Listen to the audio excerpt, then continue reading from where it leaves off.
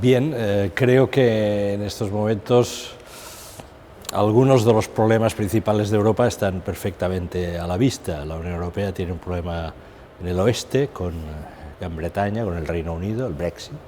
Tiene problemas muy serios, cada vez más serios, se está viendo estas semanas por el este, la última crisis, la crisis entre Bielorrusia y Polonia, y tiene un potencial problema enorme en el sur,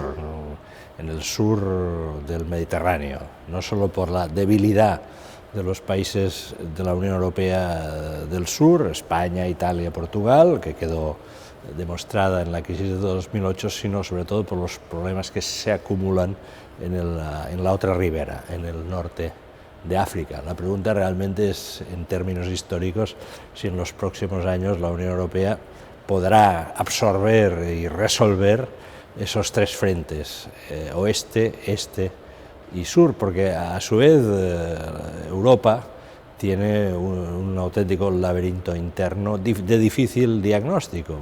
Una de las sociedades más bienestantes en estos momentos del mundo presenta señales de desmoralización. ¿Qué está pasando? ¿Por qué el resentimiento vuelve a aparecer en Europa? Quizá porque las expectativas de futuro se han debilitado. Por lo tanto, oeste, este, sur y un laberinto interior.